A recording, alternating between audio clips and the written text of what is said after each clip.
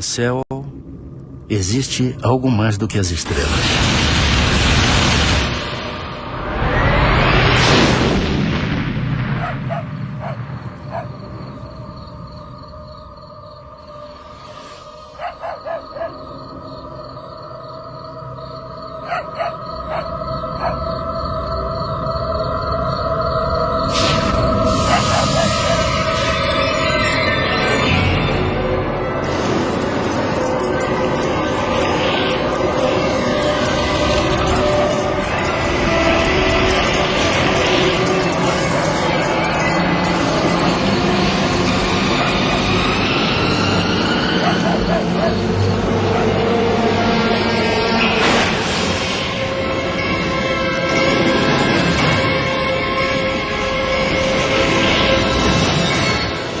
Eles eram recebidos por um feixe de luz e que impedia que eles movimentassem qualquer parte do músculo, até para pedir socorro.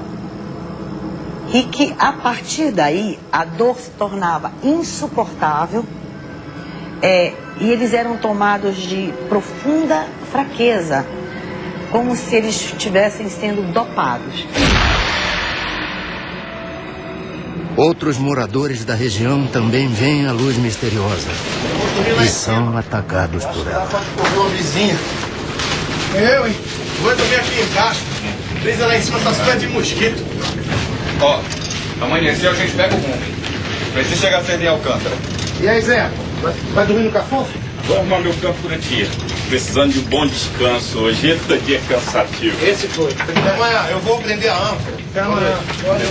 Vocês guardaram o peixe, gente? Eu guardei Guardaram. tudo. Olha lá, hein? Se ele acordar, me chama. Tu é bonito. Aí, tô quebrado.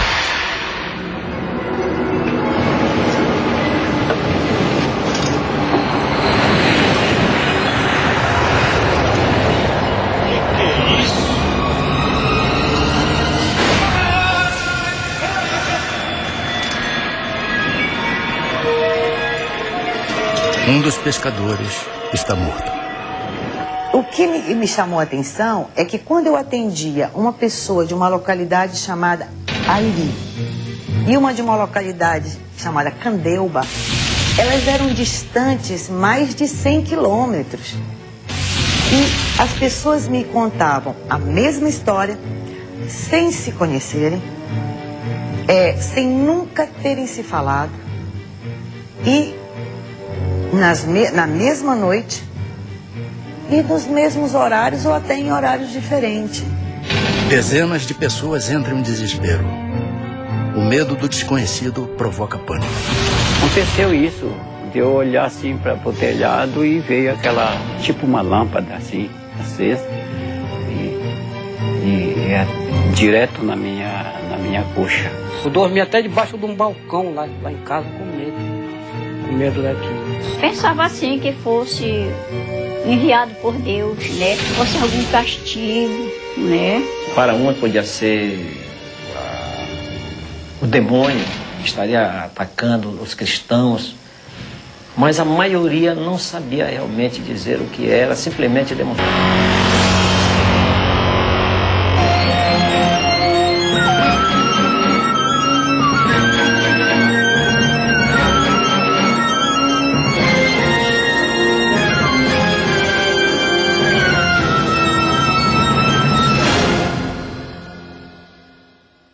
Boa noite. O Linha Direta Mistério continua a série de reportagens sobre fatos estranhos que desafiam especialistas e provocam medo. Hoje você vai conhecer uma impressionante história sobre discos voadores, numa região formada por 20 municípios, conhecida como Salgado, no litoral do Pará, no norte do Brasil. Tudo começou com uma luz no céu.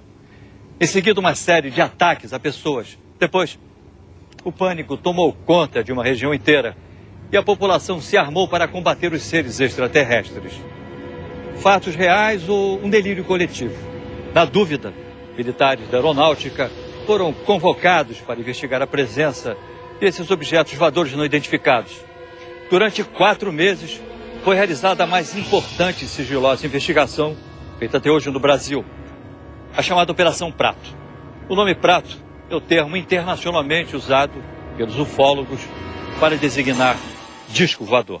A Operação Prato foi, até onde se sabe, pelo menos até hoje, a única ocasião confirmada, documentada, em que uma equipe de militares das Forças Armadas de um país esteve envolvido diretamente num processo de aproximação, identificação e possível contato com seres não terrestres, não humanos, procedentes de outros pontos do universo.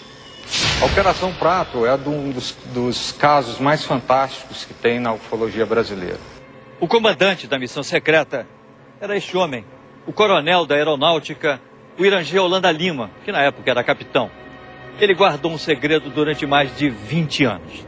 Mas em 1997, o coronel Holanda decidiu falar. Ele apareceu no programa Fantástico da Rede Globo e logo depois deu uma entrevista impressionante à revista UFO, onde contou detalhes da Operação Prato. Vamos à entrevista, coronel? Pai, o material que você pediu está tudo aqui.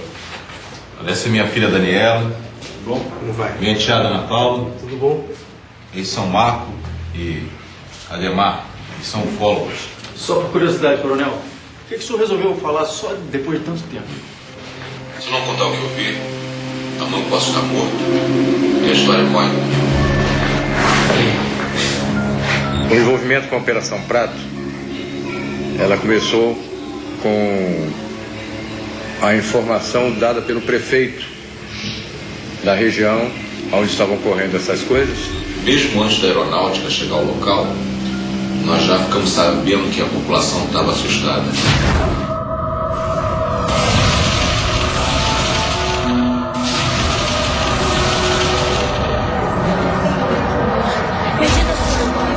O clima era de pânico.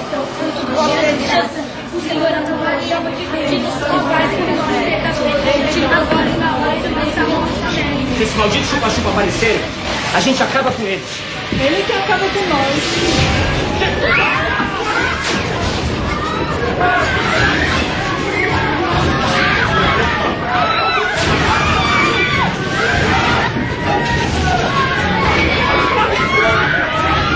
Qualquer buraquinho que tivesse, aquela luz passava e eu tive a pessoa. E a arma nossa aqui, já sabe que é pau, pedra, uma espingardadinha carregada pela boca.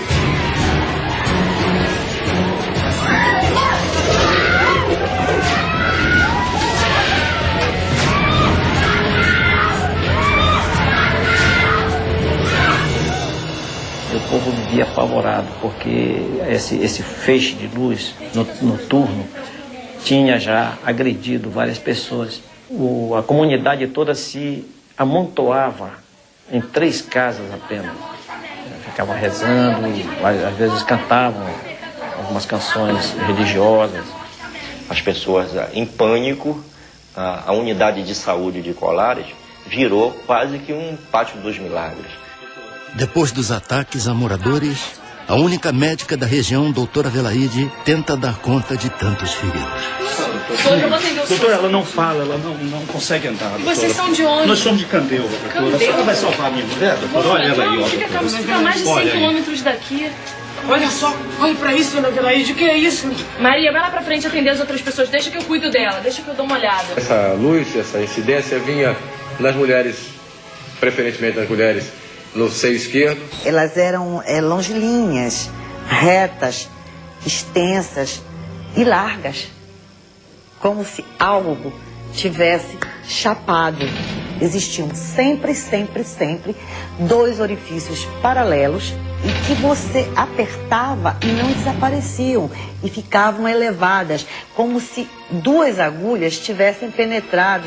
Que as queimaduras de uma pessoa necessitam de aproximadamente 96 horas para que a pele entre em necrose, fique enegrecida e entre em necrose. Só que as queimaduras que eram feitas nas pessoas, a necrose era imediata. Realmente eu fiquei espantado de ver o que eu vi naquelas pessoas. O que seria o resultado da atividade dessas luzes, que eles chamavam de chupa-chupa. E virou chupa-chupa, por causa desse chupando o sangue, chupa-chupa. Dezenas de famílias deixam a cidade. inclusive algumas autoridades. A médica, o prefeito e o padre decidem ficar. Não posso fazer mais nada. Mas se eu fosse vocês, eu também ia embora daqui o mais urgente possível. Com licença, autoridades. E a população de Colares foi tomada por uma crise, talvez assim, de pânico. E a cidade entrou num processo de esvaziamento. O medo era de chegar a um ponto e de nós não termos mais medicamentos, alimentos a gente já não tinha, porque ela estava caminhando para um verdadeiro caos. E o que foi feito, coronel? Bom, a primeira providência foi mandar um grupo da aeronáutica ao local, tá? Para restaurar a ordem. E o senhor estava entre eles? Não. Nessa primeira fase eu estava em outra operação.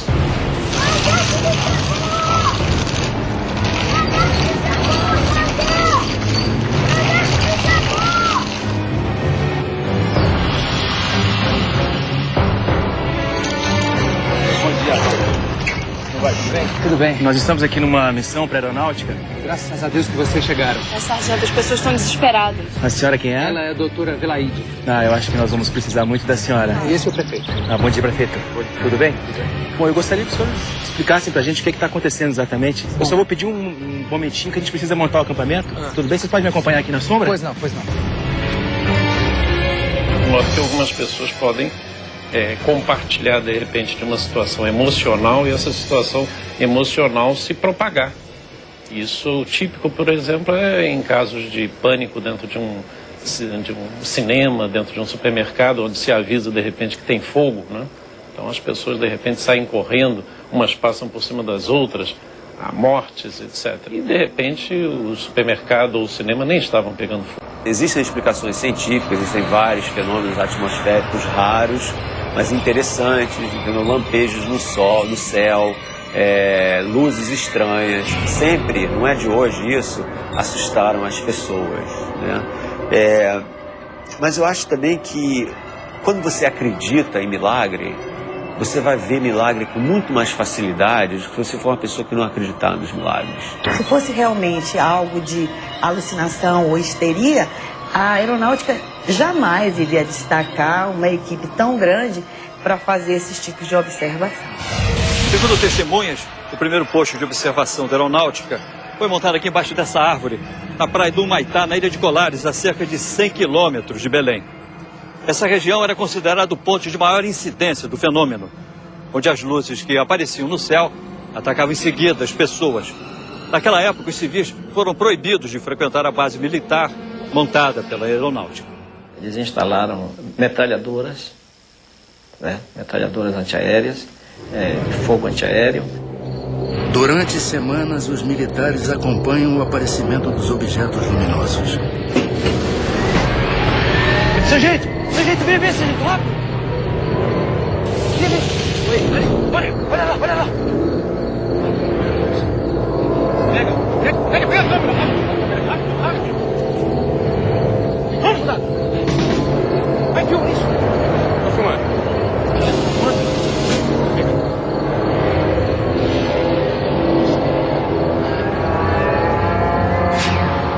Tem 20 anos que eu converso com pessoas que dizem que têm contatos com seres, né, que se dizem extraterrestres, né? E a maioria dessas pessoas tem uma reputação que você não pode ir contra. Em algum desses sistemas, deve haver um planeta com as condições que propiciaram a vida na Terra. Então, isso eu acredito. Agora, o contacto é muito difícil, dadas as distâncias gigantescas. Você pode ir para um outro planeta, vamos dizer, a 50 anos-luz de distância daqui, né, e tem lá umas bactérias, uns protozoários, né, uns vírus de alguma forma, que não tem nada a ver com vida inteligente, né? Só o fato de você ter vida não significa que você venha a ter vida inteligente. Então como é que o senhor se envolveu com a Operação Prato? Não se chamava Operação Prato. Esse nome fui eu que dei depois. Vamos combinar que se a missão era secreta, Operação Disco Voador ia ser óbvio demais, né? Então o senhor foi para a Amazônia e... Naquela época eu ainda era capitão. Eu chefiava o Paraçá, um serviço de resgate na selva. Eu tinha acabado de terminar o curso em Brasília E o comandante do primeiro comar mandou me chamar. Segundo testemunhas, o relatório enviado pelos militares sobre o fenômeno das luzes impressiona o comando da aeronáutica. Capitão Landa, o senhor acredita em discos voadores? Acredito no que eu posso ver, coronel. Objetos não identificados foram vistos nesta região. A maioria dos objetos apareceu aqui, ó, perto da ilha de Colares. É um povoado com muita fé, mas sem nenhuma instrução. A maioria são pescadores e lavradores. E como é que eles estão reagindo? A nossa equipe enviou esse relatório. Leia, por favor. E um analista psicológico que fazia parte da própria operação, ele chegou a redigir um relatório assinando embaixo o seguinte, que se aquele fenômeno não cessasse, ou se alguma coisa não fosse feita para preparar aquela população para conviver com aquele tipo de situação, ele temia que os mais fracos de espírito, essas são as palavras do próprio relatório, passassem a buscar a autoaniquilação, ou seja, um processo de suicídio em massa. É impressionante, coronel. Parece até filme de ficção científica daqueles que mais não é. Capitão Landa, eu quero que o senhor assuma o comando desta missão. Entendido? Dispensável. Sim, senhor. Jura de Holanda era um cara bastante destemido, por isso até que ele foi escolhido. Ele tinha a noção muito clara de que objetos voadores não identificados existiam. Ele acreditava em vida em outros planetas e acreditava que os discos voadores realmente eram um fato legítimo. Mas ele não acreditava que os fenômenos que estavam acontecendo naquela região tivessem qualquer coisa a ver com discos voadores. O capitão Holanda chega à cidade. É a maioria aqui da região, capitão. E de algumas cidades próximas daqui. E as lesões são todas idênticas? É sempre assim, queimaduras, na vertical com 2 orifícios paralelos. Doutor, esses ferimentos devem ter sido causados por algum tipo de inseto. No início eu também achei que fosse, capitão. Mas agora são tantas as pessoas com as mesmas características que eu não sei mais. Doutora, a senhora acredita em chupa-chupa? O senhor acredita? Eles me procuravam diariamente para saber o número de pessoas que eu tinha atendido, as entrevistava. Dizia que não era para se apavorar, que aquilo, né, devia ter vindo do céu, ou um planeta, uma coisa, aí ia confortando as pessoas, né? A senhora pode me contar como isso aconteceu? Foi um chupa-chupa, doutor. Eu quase morri. Estava numa procissão. Era uma romaria.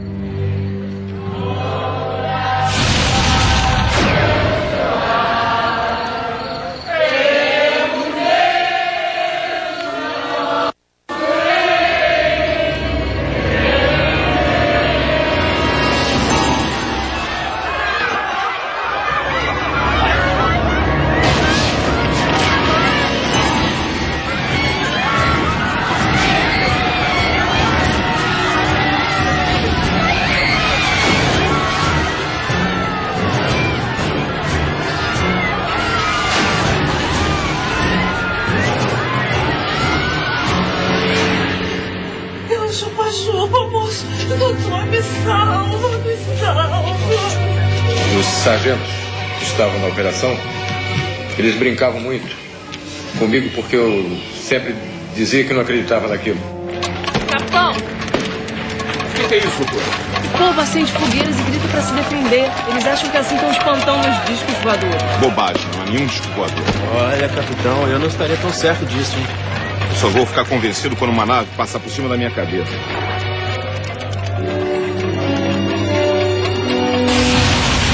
A equipe de observação comandada pelo capitão Holanda era formada por mais de 60 pessoas, entre militares do serviço secreto, médicos e até psicólogos, que vieram à cidade com o objetivo de acalmar a população.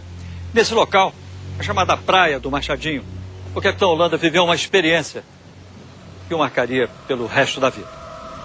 Não adianta, essas luzes não me convencem, isso não passa de um fenômeno atmosférico. Mas, capitão, o senhor fotografou as luzes? Exatamente, fotografei luzes, nada mais do que luzes. Não adianta, o capitão só vai acreditar quando uma nave dessas passar em cima da sua cabeça, né?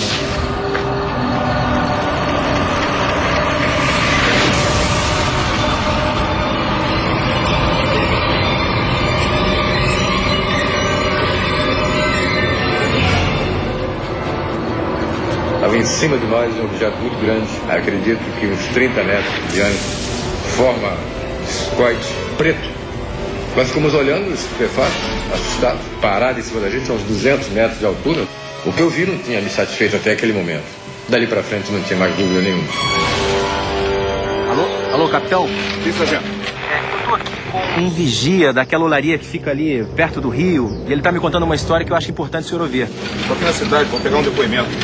Capitão, o senhor me desculpe, mas eu acho que é importante o senhor ouvir. Coloca ele então no rádio. Pois não, vou passar pra ele. Pode falar normalmente, me conta aquela história. Seu Luiz, o que o senhor tem pra me contar? Eu tava na beira do rio quando eu vi uma paca. Aí, capitão, me ajeitei pra caçar bichinho.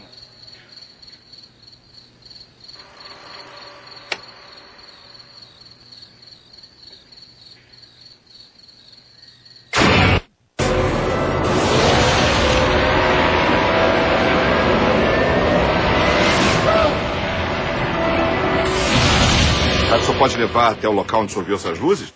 Quê? Ir lá outra vez, capitão? Nós tivemos oportunidade de chegar a uma pessoa que tinha tido um avistamento impressionante. Os agentes entraram para tomar um café e comer uma bolacha, alguma coisa lá, antes de entrar no barco para a gente ir para a missão. E eu, como chefe da missão, não podia me dar essas mordomias. Eu fiquei olhando fora, vendo o ambiente.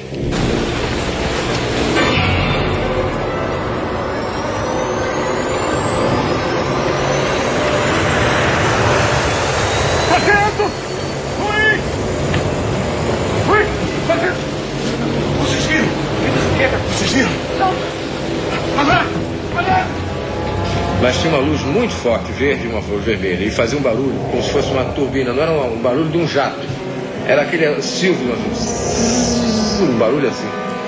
E ele mergulhou em cima de onde nós estávamos, na casa onde nós estávamos. Nenhum piloto faria uma coisa dessa, porque ser morte, certo. O capitão Holanda vai ao lugar onde o vigia teria visto o fenômeno e fica decepcionado. Foi neste local que o senhor viu as luzes? Eu estou dizendo pro senhor, seu capitão, as luzes, aquela coisa surgiu de trás daquela árvore. De repente veio aquele clarão em cima de mim. Eu vim correndo, porque eu me assustei e a luz passou em cima aqui de mim, uma luz vermelha. Nós já estamos há mais de 3 horas aqui e nada acontece. Sargento, vamos embora. Sr. Luiz, muito obrigado, vamos mudar.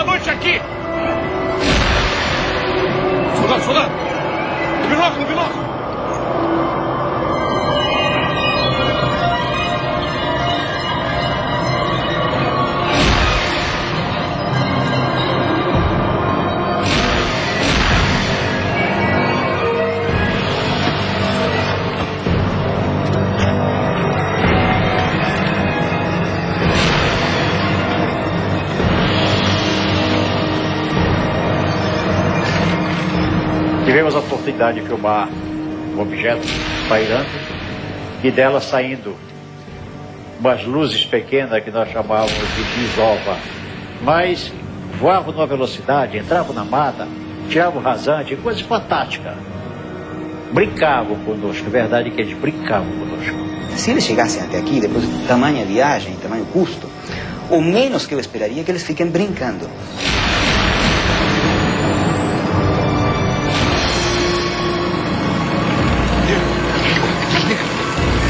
Como assim? Vai enlouquecer? Desliga que eu quero ouvir o barulho do aparelho.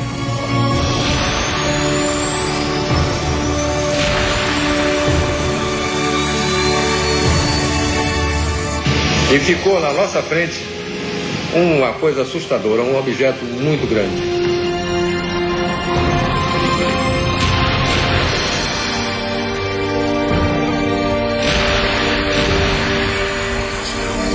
Ele deve ter acionado realmente alguma propulsão que não devia ser acionada próximo de nós, porque nos danificaria. Então havia alguma pessoa, alguma inteligência ali dentro que comandou isso.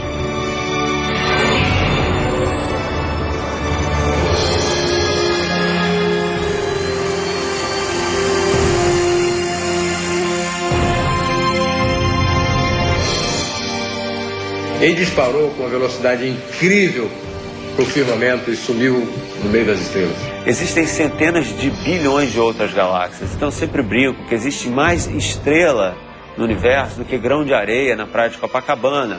Sabe? Então você pega um punhado de grãos de areia e você fala, isso tudo aqui é estrela espalhada pelo universo, né? Só que até o momento não existe absolutamente nenhuma prova concreta de que nós fomos visitados por uma outra civilização inteligente. No próximo bloco, uma nave sobrevoa Colares. O helicóptero da aeronáutica persegue um disco voador. O que é isso? Eu ainda duvidava que realmente fosse alguma coisa que eu pudesse ver.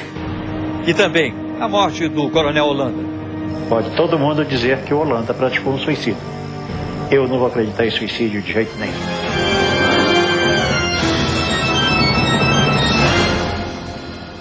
Aqui ficava o antigo centro de Colares, onde existiam apenas a prefeitura, 2 escolas, a igreja, além de um cartório e de um pequeno posto de saúde. Colares parecia uma cidade fantasma. A maioria dos seus moradores tinha fugido para o continente.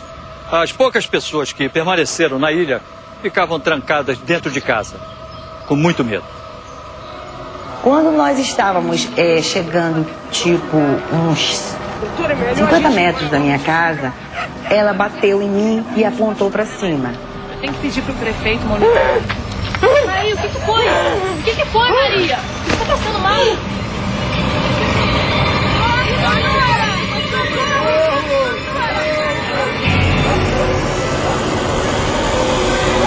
E vi um objeto, mas tão próximo,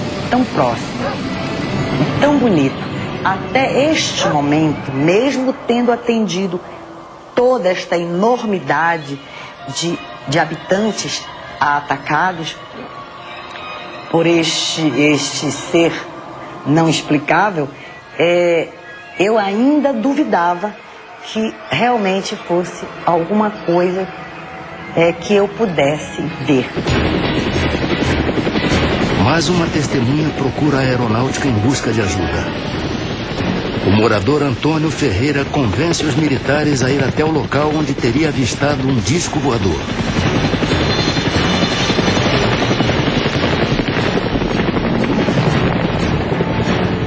Ele vinha naquela direção. Ok, está indo já. Vamos lá, vamos nessa direção que ele está falando aí. É um voo rumo ao desconhecido. Ele vinha naquela direção. Já entendi, está indo lá. Aí na frente. De repente, uma surpresa. O que é isso? O que é isso? O que está acontecendo aqui? O que está acontecendo? A aproximação com a nave provoca uma pane no helicóptero, mas os militares conseguem retomar o controle do aparelho. E na hora o piloto explicou por que o helicóptero começou a descer? Ele explicou devido à nave que paralisou. A jet toda parou, só funcionou a hélice de cima. Nós viemos baixando. Quando ele viu que nós viemos se aproximando do chão, ele rodou e acionou outra alavanca e funcionou. Segundo os ufólogos, num relatório para a aeronáutica, o capitão Holanda se rende às evidências. Ele chega a desenhar as formas de vários objetos voadores não identificados e garante que eles sobrevoam os céus do norte do Brasil. Em torno de 9 formas. 9 ou mais, pouco mais. Está tudo escrito, tudo desenhado, tudo fotografado no relatório. Fotografia, mais de 500. E filmes foram feitos 4. Um era da Força Aérea, da FAB. Não é um material cunhado por um ufólogo civil, alguém que seja um entusiasta disso. Não, isso foi cunhado, isso foi registrado à moda militar, com todo o rigor necessário.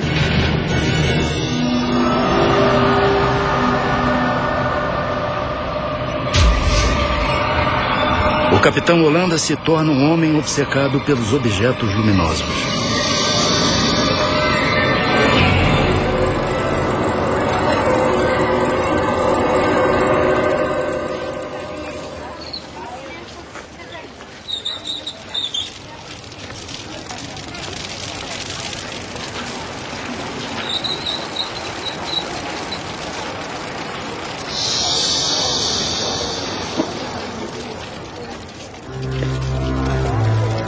É difícil uma pessoa passar por tudo que ele passou sem ter se modificado interiormente profundamente. Segundo o comandante Ubiratã Pinon, amigo do capitão Holanda, a aeronáutica o chamou para o fim da operação. Eu creio que nós deveríamos... Boa tarde, senhores. Boa tarde, capitão. Os senhores leram meu último relatório? Lemos, capitão. Incrível, não? A nave pousou quase em cima da embarcação. Capitão, a Operação Prato acabou. Acabou? Acabou? Mas nós fizemos descobertas extraordinárias, brigadeiro. A aeronáutica não está mais interessada nesta operação. Tragam seus homens de volta. Nós já temos outra função para o senhor. Mas nós estamos prestes a fazer contato com os extraterrestres. A Operação Prato está oficialmente suspensa, capitão. Ouviu bem? Sim, senhor. Com licença. O que é que a aeronáutica vai fazer com todas essas informações? Capitão, nada o impede de continuar investigando sozinho. É exatamente isso que eu vou fazer agora. Com licença.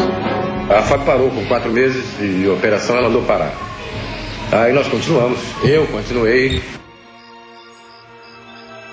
Segundo testemunhas, em março de 1978, os fenômenos pararam de assombrar o litoral paraense.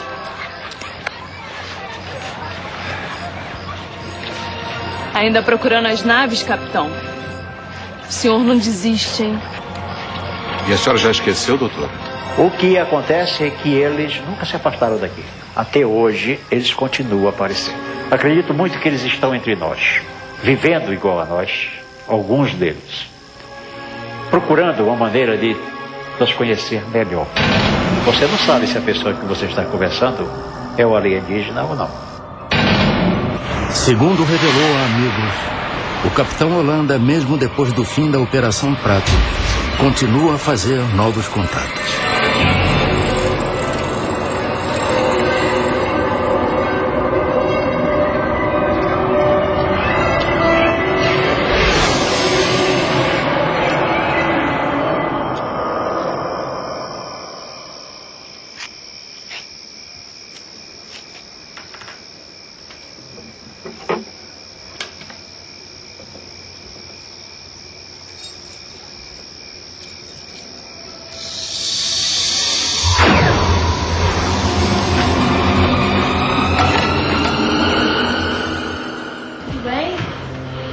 Eu acho que tem que ter uma... Como é que o senhor veio parar aqui? A presença de um extraterrestre, a gente vê um ET e a gente poder trazê-lo aqui para entrevistá-lo. Aí a gente vai acreditar realmente. Mas isso não quer dizer que a vida extraterrestre não seja possível. É possível. Hoje, nas noites de Colares, só vemos estrelas. As poucas pessoas que na época foram vítimas do fenômeno, que ainda moram por aqui, dizem que as marcas de queimadura sumiram com o tempo. O coronel Holanda manteve a sua missão em segredo até 1997. Aí então ele resolveu dar uma entrevista e contou tudo o que sabia. Coronel, e o que foi feito de todo esse material? Filmes, fotografias? Não sei. A aeronáutica recolheu tudo. Tá? Tudo foi encaminhado, foi entregue ao comandante de lá, encaminhado ao comando em Brasília. Eu não sei realmente onde está. Eu até brincava. Cadê o meu filme? Ah, tá guardado. Deve estar guardado até hoje. Coronel, o senhor não sabe como essa entrevista foi importante. Eu sei. Eu sei. Os ufólogos costumam dizer que a aeronáutica tem arquivos secretos sobre extraterrestres, sobre objetos voadores não identificados. Existe mesmo isso? Não, isso é objeto de ficção. Na realidade, não existe isso. A Força Aérea tem até um documento dizendo como os seus militares devem reagir em caso de um possível contato. E como deve ser o contato com a imprensa. E a primeira coisa que se fala, ó, negue. Eu fiz parte da comissão sigilosa do governo brasileiro.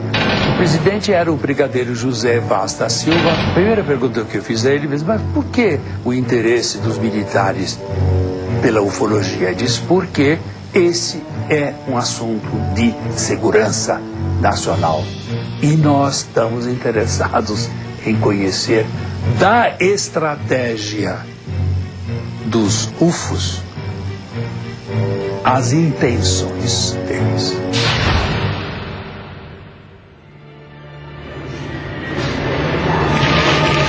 Pai, vem ver o filme com a gente.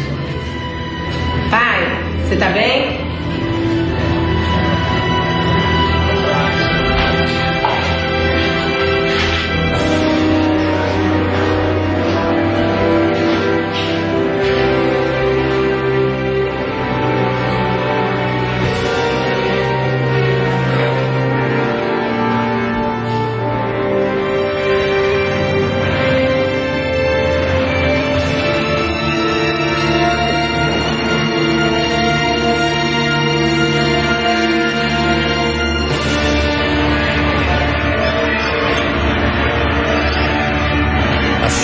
E a enteada chamam pelo pai. Ele se enforcou com o cordão do roupão dele. Ele amarrou numa parte alta da cabeceira da cama. Ele vinha sofrendo um processo depressivo que periodicamente se estabelecia de maneira mais acentuada há muitos anos. Pode todo mundo dizer que o Holanda praticou um suicídio. Eu não vou acreditar em suicídio de jeito nenhum. E acredito que, por um motivo qualquer, acontece algo com as pessoas que vão além dos seus conhecimentos ou falam algo de que não estão autorizados a falar. O renascimento dessa questão veio mais ou menos no final do século XIX com um astrônomo americano chamado Percival Lowell, que tinha um certo fascínio com Marte. E na época, 1870, 80, o telescópio mostrava Marte como se tivessem umas linhas que ele interpretou como sendo canais construídos por uma civilização inteligente marciana que estava morrendo de sede, uma espécie de canal de irrigação, né? Isso daí fez um tremendo de um sucesso. E essa ideia de que os marcianos não só eram inteligentes, mas agressivos, tomou então corpo. Daqui a pouco, a Operação Prato chama a atenção dos ufólogos de todo mundo. Há casos pontuais de ataques de pessoas por objetos voadores não identificados em vários lugares do mundo.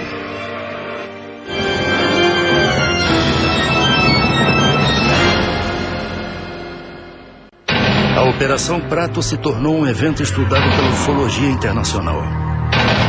Holanda chegou a ser procurado por ufólogos de vários países, entre eles o americano Bob Pratt, um dos maiores especialistas do mundo em OVNIs e que já esteve no Brasil 13 vezes para fazer pesquisas. Há casos pontuais de ataques de pessoas por objetos voadores não identificados em vários lugares do mundo. Mas na intensidade, com a gravidade, com a proximidade e no número que nós verificamos na Amazônia, nunca, jamais nada semelhante aconteceu em lugar algum do mundo. Em vários cantos do planeta, as pessoas continuam a se surpreender com objetos voadores não identificados. Agora, de fenômeno que você tem, que é registrado em vídeo ou registrado em foto, é muito difícil você colocar uma hipótese que não seja fraude, uma interpretação, né? Porque você justamente não tem, né, o controle da hora que aquilo estava sendo feito, né? Então esse é um problema. Você não tem nada que você chegue e fale, não, esse aí é incontestável, isso não existe. Por que eles vieram à Terra sugar sangue de brasileiro e não de africano? Não sei. A ufologia é um pacote de perguntas e isso é que deve ser levado a conhecimento das novas gerações, porque nós temos excelentes jovens superdotados. Nós adoraríamos ter contato com uma civilização extraterrestre, porque nós somos justamente as pessoas que gostam do mistério, de explorar o desconhecido. Então, quando vem essa grande surpresa, né, das descobertas, para nós é o máximo, né?